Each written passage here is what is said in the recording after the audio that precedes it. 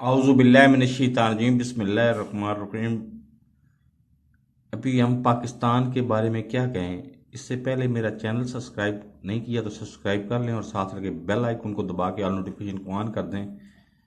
कल अमजद शुएब साहब को एक टीवी प्रोग्राम पे बात करने के इल्ज़ाम में गिरफ्तार कर लिया गया और अब उसी तरह से होगा कि 25-26 पर्चे होंगे और 80 साला अमजद शुएब साहब लेफ्टिनेंट जनरल हैं वो, और वो जंगों में भी हिस्सा ले चुके हैं और आरसता की जंगों में हिस्सा ले चुके हैं।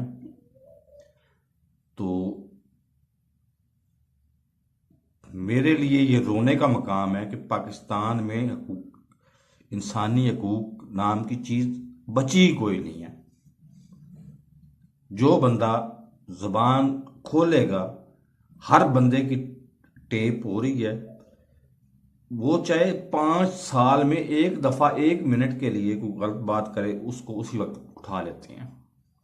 तो अब ये इराक वाला सद्दाम के इराक वाला हालत बन गई हुई है कि वहां पे होटलों में बैठे हुए लोग जो है ना, वो एहतियात करते थे कि हम अगर किसी के खिलाफ बात करेंगे या सद्दाम के खिलाफ को बात करेंगे तो हो सकता है हमें उसी वक्त उठा लिया जाए।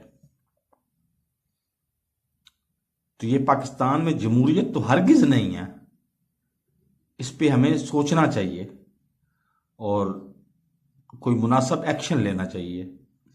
बहरहाल अमजद शुएब साहब चूंकि मेरे रूहानी उस्ताद भी हैं, मैं उनको उनकी वीडियोस पे कमेंट किया करता था और कभी कभार वो जवाब भी दे दिया करते थे मुझे।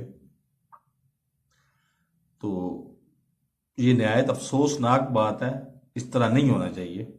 तो मेरे इस चैनल को सब्सक्राइब नहीं किया तो सब्सक्राइब कर लें, साथ करके बेल आइकन को दबा के और नोटिफिकेशन को ऑन कर दें ताकि मेरी हर नई आने वाली वीडियो को नोटिफिकेशन आपको बर वक्त मिलता रहे। अल्लाह हाफिज।